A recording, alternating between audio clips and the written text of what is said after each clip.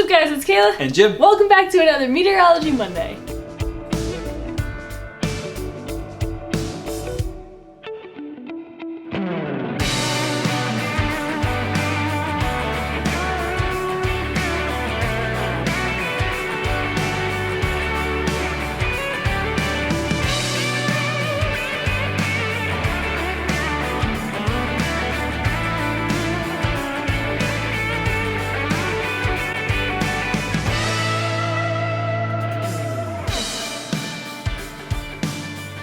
What are we diving into today?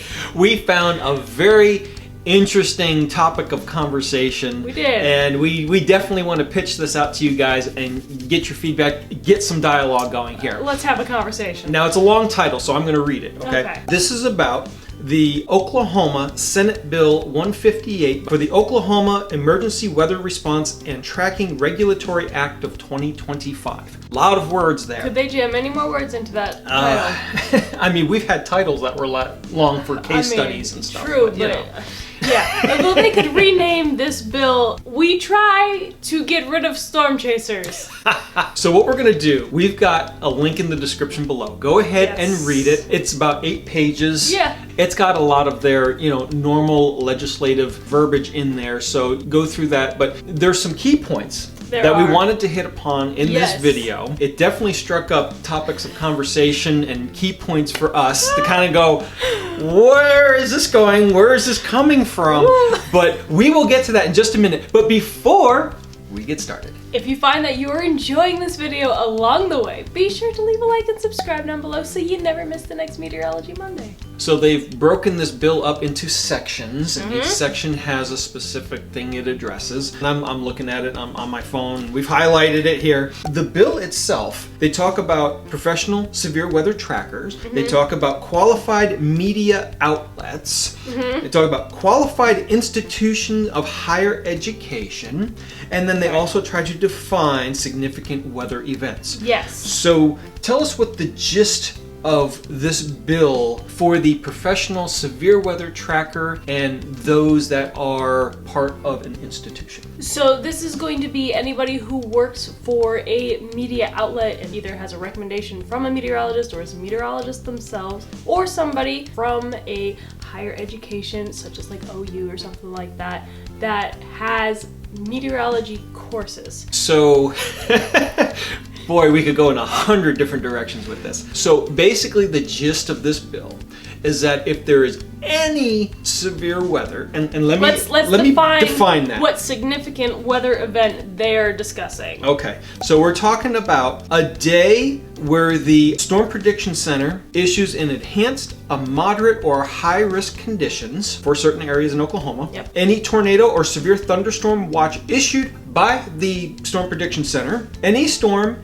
in one or more counties located in the state or anticipated to enter the state for which a tornado or thunderstorm warning has been issued by the National Weather Service. A blizzard warning, ice storm warning, winter weather advisory, winter storm warning, winter storm watch, a red flag fire warning declared by the National Weather Service, or a flash flood warning or flood warning issued by the Weather Service. So those are the significant weather significant weather events that they're talking about. So if any of those are occurring in a county, then this bill is going to address chasers for that event. And then it has requirements for what kind of chaser can be chasing those kind of storms. Correct. Yes. Broad brushed, but go ahead and get into that. Okay, so broadly speaking, this supposed storm chaser who fits this criteria has to have their license on file. You're gonna have to pay a fee, that's a pretty good sum of money, to get this license. Then you're going to have to take the license number that Oklahoma gives you that says, yes, I can storm chase, plaster it all over your vehicle. And you have to also pass a criminal background check. So I guess if you're a petty theft, you lose the right to chase tornadoes. So wait. So let's break it down a little bit. So you have to pay the state. It's like $500 to get licensed by the state. And then $250 every year after, because it expires at the end of the year. Like somehow your meteorology knowledge goes out the window December 31st. But carry on. And it goes into some sort of fund, and I'll get into that in a minute. You've got to pay this. They've got to give you your license to be able to operate in these significant weather events. You have to have decals or something. I guess they're going to issue it to you, and you got to put them on both sides of your car so that you can be identified as this is a person that's licensed by the state to do all this stuff. You have to have a criminal background check because, like you said, I guess criminals can't chase weather. Right. What's the point of this? Under Section 4, it says, there is hereby created in the state treasury a revolving fund, a revolving fund, for Service Oklahoma to be designated the Severe Weather Tracker Licensure Fund. The fund shall be a continuing fund, not subject to fiscal year limitations. All monies accruing to the credit of the fund are hereby appropriated and shall be budgeted and expended by Service Oklahoma for the restricted purposes of the monies as prescribed by law. So far, that hasn't really told us a bunch of nothing. No. All right. Expenditures from the fund shall be made, so we're going to pay out of this, shall be made upon warrants issued by the state treasurer against claims filed as prescribed by law with the director of the Office of Management and Enterprise Services for approval and payment. Who's getting paid? So if I wanted to be a licensed storm chaser, I have to be either part of the media or part of a university. And then I'm paying this fee. And then if there's some sort of violation, the money I paid in is going to get paid to something else. That's very vague. Really strange how this is put together. And it doesn't really explain it a whole lot more. I'm more confused after reading it than I was before. Exactly. Well, let's table that for a second. Let's move on to the next thing. All right, so now let's say this is in place and you are abiding by this new law. You are a member of a university or of a media outlet. You paid your $500. What does that $500 get you? So once the conditions of significant weather event have been met, a professional severe weather tracker may activate the visual signals authorized for use in this act. So I guess somehow you are going to get your own light system to attach to your vehicle. Be considered an emergency vehicle for the purposes of this act. Travel upon roads, highways, and country roads closed by the Department of Transportation or any other authority for reasons that conditions have triggered by this significant weather event. Okay, so this allows chasers that have paid for this license to be able to have emergency lighting on their car, and they can go into areas that are closed by the Department of Transportation or some other authority. This gets into a big gray area, right? Okay.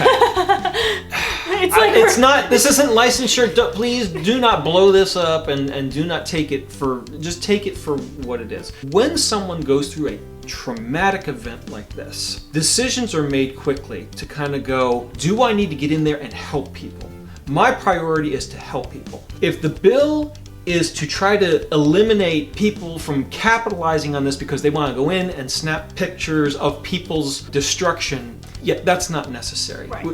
That's just not necessary. But if it's right after an event and you're trying to get to your house because your kids were there with the babysitter, yeah, there's safety. If there's power lines on the ground, if there's flooding in the road, you got to use common sense. But there's got to be some wiggle room to live life. When you have an emergency situation, you have to assess, and people need to make the best decision possible. It's broad brushed so much that it's almost like the only people that are allowed to chase are those that we license, and they paid to do this. And they have to approve everybody who applies, so you could get denied.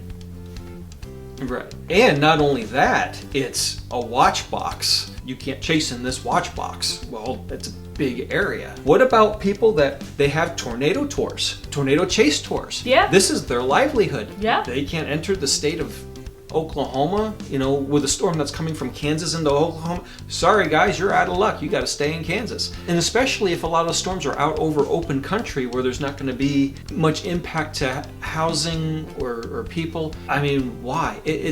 So we'll get to that in just a second. So if this bill passes, it would go into effect July 1st of this year, with the premise of it being in the good nature of public peace, health, and safety. Which leads me to believe that the purpose behind this bill is to get amateur storm chasers off the road, to stop the chaser traffic that blocks up the roads. You end up having more dangerous situations because the roads are filled with people with a camera and an iPhone. I can see, hey, let's only have people who can spell meteorology out on the roads. Let's try to limit the amount of traffic accidents we have because people are trying to get to the storm, but people are trying to evacuate away from the storm, and all of this, but the wording of the bill does not communicate that's its sole purpose. Now, we are 2 degreed meteorologists and storm chasers living in North Carolina, but let's hear from some statements made by meteorologists over at KFOR, which, if you're unfamiliar, is the major news station. They have the forewarned storm trackers out there, so they are the big news station that does a lot of the storm chasing and informs Oklahoma about everything that's happening. So let's hear what they have to say about the bill for their own state. I'm going to read some excerpts from the interview that they had with Chief Meteorologist Mike Morgan of KFOR, and we'll have that link down below as well. So basically, Senator Mann starts by saying that safety is the focal point of the bill. It's aimed at getting amateurs off the road and allowing professional storm chasers to act as emergency responders. So there's a couple of different things going on here. So kind of putting the context of what this bill is talking about. Senator Mann goes on to say there's no mechanism for storm chasers to act as a first responder. Here's what the qualifications should be to do so. And then here's the confines of which the area affected by the storm, this is what we're going to outline as the boundary for which these people can function in, and everybody else got to stay out. So then Chief Meteorologist Mike Morgan responds and says, how would you enforce this type of bill if it were to become law? He says it would be very difficult to do this in the middle of a situation like a tornado or the other significant weather events. Fair point. There are also questions over whether this bill aims to get amateur chasers off the road. So this is Mike Morgan specifically saying, I think certainly in terms of higher institutions of education, especially right here in Oklahoma, these folks already know exactly what they're doing, and they have for 50 plus years. So basically, what is the point of this bill? It's trying to really broad brush it, to be honest with you. So we're trying to get amateur chasers off the road. We're trying to get professional storm chasers to be emergency responders. There's a lot going on with just those two things. Again, how would you enforce it? Anybody that's driving on I-40, I-44, I-35, they're trying to approach Oklahoma City. You've got an EF4 tornado. Who's going to stop every single car to say, are you licensed to be here? How do you define whether someone's actually chasing the storm or just driving to get home? Don't we have better things to be doing if there's an EF4 tornado coming straight out of the city? Right. I mean, your local sheriff and everybody else, I'm sure, have got other things to deal with rather than trying to determine, do you have a license to do this? So it really opens up for discussion whether this bill at face value is good as it stands, or will the people of Oklahoma go, it's not going to address the problem. I don't know with the way it's written. I see maybe the spirit and intent of this, but the way it's going to be executed and enforced just doesn't seem reasonable based on reading it at face value. Another thing is, with the advancements in technology that we have come upon here in the modern day, it is so much easier to get accurate storm track information, tornado on the ground funnel, this is forming, I spotted it here, because storm chasers call in, or they type onto, Radar Scope has where you can put, hey, I'm seeing a funnel right now, and all the storm reports and stuff like that. The progress that having storm chasers out there in the field has brought to warning times, making sure that the warning boxes are accurate, warning storms that maybe weren't warned before. The National Weather Service can't be everywhere at once, so having people out in the field and having so many eyes on storms really helps out. And to put a fee in place, even if you are somebody who fits into the criteria of able to get this license, maybe not everybody's able to get this license based on the money every time. So now we're limiting who can be out there based on funds also, and you're really cutting down on the amount of eyes that you have on severe weather. Why isn't it $20? Or $50? Right. Why $500? You're making it so exclusive. That's intentional to make it to a very small group. So. And then the money goes into the fund, and that's a whole different political discussion. But to make the amount so high, I think it really would set us back with warning times and eyes on the storm and confirming, instead of radar indicated, hey, I'm actually witnessing a funnel coming down. These communities need to be warned now. I think we'll leave it here for this video. We might do a follow-up depending on how this goes. But with all that being said, we have rambled on for minutes and hours. If you are somebody who lives in Tornado Alley or has read up on this bill and is a storm chaser, let us know down in the comments. What is your thought on this? Do you think it's a good idea? Do you think it's gonna pass? If you're living in Oklahoma, how does this affect you? Do you think that this is a good idea as an Oklahoman yourself? And if there is intention behind this that we've missed, go ahead and comment below. Especially for those of you who are storm chasers in Oklahoma and you don't fit into those categories for licensure. Let us know, hey, we missed the mark on this. Is there more to this than what we're seeing? Right. And how is this going to impact you if this actually gets enforced July 1st? So there you have it. Oklahoma's new proposed bill that has a really long name that I'm not going to try to repeat because it's a couple words more than usually our titles for case studies. And it already takes me 7 takes to try to say that. So there you have it. Hopefully you enjoyed sitting down with us today and having this discussion. We would love to continue it down in the comments, as we said before. While you are down there, check out the description box. The top link will be to our School of Weather if you are ready to take your weather knowledge to the next level. We have a couple tiers going over the basics of meteorology, getting into severe storms and how they form and how they work, and we will be doing a tier 3 later this year specifically on storm chasing.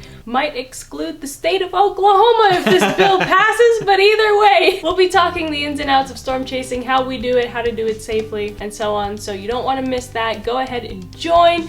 Get tiers 1 and 2 under your belt before tier 3 comes out later this year. Follow us over on our weather adventures, Facebook and Instagram. And as always, leave a like and subscribe down below if you're new. Until next time, I'm Kayla. And I'm Jim. Thanks for watching. And we'll see you at the next Meteorology Monday.